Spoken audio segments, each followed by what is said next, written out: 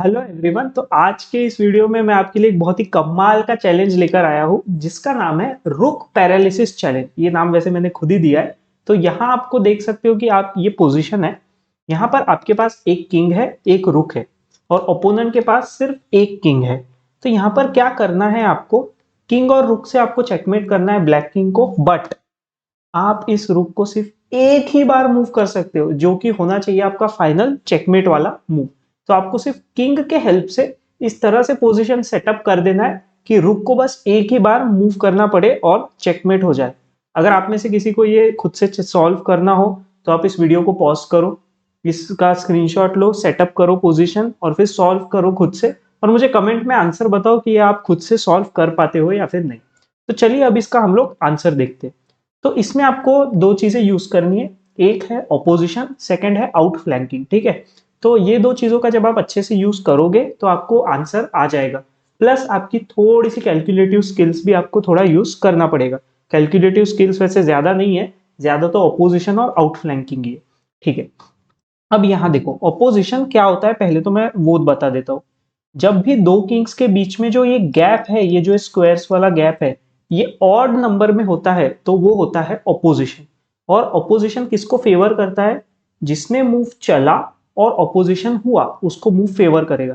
जैसे for example अगर मैं, मेरे पास ऐसी कोई पावर होती कि मैं इस किंग को उठाकर यहाँ रख दूं, वैसे मेरे पास है बोर्ड एडिटर से, बट अगर मतलब रूल्स की बात करते तो अगर बाय चांस इस किंग को उठाकर यहाँ पर रखना पॉसिबल होता तो क्या होता, फिर एक स्क्वायर का गैप रह जाता सिर्फ, और ये हो जाता ऑपोजिशन। फिर थोड़ा सा अगर ये अगर पॉसिबल नहीं है तो हम लोग दूसरा देखेंगे, दैट इज कि थ्री स्क्वायर्स के गैप वाला जो होता है डिस्टेंट ऑपोजिशन। अगर ये भी पॉसिबल नहीं है तो आप फिर 1 2 3 4 5 स्क्वायर्स के गैप वाला ऑपोजिशन कर सकते हो। तो आप यहाँ देख सकते हो कि यहाँ पे डायरेक्ट पॉसिबल नहीं है, डिस्टेंट भी पॉसिबल नहीं है। तो ये इसको मैं कहता हूँ वेरी डिस्टेंट ऑपोजिशन। हमको पहले यहाँ से शुरू करना पड़ेगा। पहले ब्लैक के थोड़े से खराब मूव्स से शुरू करते और फिर बेस्ट बेस्ट बेस्ट बेस्ट की तरफ जाएंगे और सारे वेरिएशंस हम लोग कवर करने वाले। ठीक है, तो अभी मान लेते हैं किंग गया B8 पर। अभी आपको वापस 1 2 3 4 5 स्क्वायर्स का गैप मेंटेन करना है। अब आप अगर डायरेक्ट आगे जाओगे तो मैं आपको बताता हूँ क्या होगा। ब्लैक आपको अपोजिशन कर देगा, ये देखो 3 स्क्वायर्स का गैप हुआ। अभी आप कुछ भी खेलो, जैसे यहाँ खेला वो अपोज करेगा, यहाँ खेला वो अपोज करेगा। प्रॉब्लम ये होगा कि आप आगे जा ही नहीं पाओगे। ठीक है, तो इसीलिए ये वेस्ट हो जाएगा। तो इसीलिए आपको याद रखना है कि जब किंग B8 खेला जाए आप खेलो किंग B2।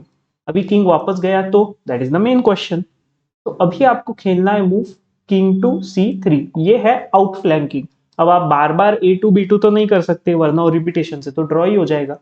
अब मान लेते हैं उसने B8 वापस खेला। ठीक है, इसमें मैं और वेरिएशंस आपको बताऊंगा कि तीन वेरिएशंस है, A7 वाला, C7 वाला और B8 वाला। तो पहले B8 से शुरू करते, तो फिर आप ये ऑपोजिशन करो। ठीक है, ऑपोजिशन जितना छोटा होगा उतनी उसकी स्ट्रेंथ बढ़ती जाएगी। छोटा मीन्स नंबर ऑफ स्क्वायर जितने कम होंगे। पहले 5 थे, अब हमने 3 कर दिए। अब मान लो उसने वापस खेला ऑन द स्क्वायर E8, हम आउट फ्लैंकिंग कर रहे हैं। उसने खेला B8, B6 हम लोग खेल सकते हैं और ये हो गया फाइनल मूव पर चेकमेट। ठीक है, आप देख सकते हो मैंने रुक को सिर्फ एक बार मूव किया और चेकमेट हो गया। ठीक है, तो अभी वापस हम लोग इस स्टार्टिंग पोजीशन पे आते हैं और दूसरे वेरिएंट्स देखते हैं। किंग A2, किंग B8, पहले तो मैं आपको वही वाला बता रहा हूँ। किंग A8 ये आउट फ्लैंकिंग किया है। अब आया मूव किंग टू B7। अब आप याद रखो पिछली बार हम B4 पर गए थे, B4 पर वापस नहीं जा सकते। अब आपको जाना पड़ेगा ऑन द स्क्वायर B3। ठीक है, तो अभी ओपोनेंट क्या खेल सकता है, तो जैसे अभी हमने 3 स्क्वायर्स के गैप वाला ऑपोजिशन कर दिया। अगर मान लेते हैं कि किंग वापस चला गया इस तरह से ऑन A8, तो अभी सिंपल प्रोसेस है, पहले आप ये ऑपोजिशन करो, मेंटेन करो और फिर आउट फ्लैंक करो। ओके, इस तरह से। अगर वो कहीं सामने आता है तो आप छोटा वाला ऑपोजिशन करो। आउट फ्लैंक हमको तभी करना है जब अगर हम लोग छोटा ऑपोजिशन कर सकते हैं तो पहले वो करो, डायरेक्ट आउट फ्लैंक की तरफ मत जाओ। आउट फ्लैंक आपका लास्ट ऑप्शन होना चाहिए। तो किंग इधर आया, किंग इधर आया। अब मान लो अगर उसने ये खेला तो ये हो गया आउट फ्लैंकिंग। अब देखो क्या होगा, अगर उसने ये खेला तो अब यहाँ आपको थोड़ा सा आपकी कैलकुलेटिव स्किल्स का यूज करना पड़ेगा। आपको खेलना है किंग C7, किंग यहाँ आएगा, एक रुक के मूव से हो गया है चेकमेट। ठीक है, अब इसी की जगह किंग पीछे गया तो वापस किंग ऑन द b6 और ये वाला चेकमेट। ओके, अभी हम लोग थोड़ा सा वापस पीछे आ जाते हैं। अभी जैसे मैंने आपको दो तरीके के ये बता दिए हैं, अभी थोड़ा सा हम लोग हार्ड की तरफ जाते हैं। जैसे किंग a2 ऑपोजिशन किया, किंग b8 ऑपोजिशन किया। अगर उसने ऐसे कुछ खेला तो पहले आप डायरेक्ट आउटफ्लैंकिंग को मत जाओ। ठीक है, आप आउटफ्लैंकिंग को अभी अगर जाओगे तो अभी मैं आपको बताता हूँ प्रॉब्लम क्या होगा। यहां अगर आप गए तो वो ये खेल सकता है ऑन द स्क्वायर a6। तो अब देखो क्या प्रॉब्लम हो रहा है। अब यहां पर आप उसको ये वाला ऑपोजिशन भी नहीं कर सकते, ये वाला भी नहीं कर सकते। ठीक है, यहां तो आप आ ही नहीं सकते। तो अगर आप सपोज जैसे ये खेलते हो तो यहां पर क्या प्रॉब्लम होगा, वो आपको ऑपोजिशन कर देगा। ठीक है, तो यहाँ आपके पास एक चॉइस वैसे और एक है जो बच जाती है, वो सॉरी जो मतलब फिर भी वर्क नहीं करेगी। अगर आप सोचोगे कि किंग c4 वाली चॉइस वर्क करेगी तो नहीं, किंग a5। अब ये वाला ऑपोजिशन ना साइडवेज वाला वर्क करने ही नहीं वाला है कभी। क्यों, क्या होगा, क्योंकि ब्लैक हमेशा भाग जाएगा इस तरीके से। तो साइड वाला कभी ऐसे मतलब आपको वर्क करता हुआ नहीं दिखेगा। आप आगे जाओगे वो पीछे आ जाएगा, वो कॉर्नर में क्यों जाएगा, वो इधर आ जाएगा।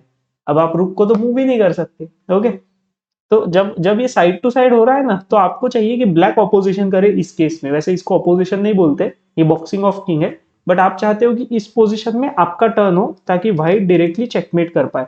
तो किंग यहाँ पर पॉसिबल नहीं है। ठीक है, तो अभी मैंने जैसे आपको बताया वो यहाँ आया, तो आप पहले देखो कि अच्छा पहले आप 5 स्क्वायर्स का कर रहे थे, अभी हम 3 स्क्वायर्स वाले गैप का कर सकते हैं।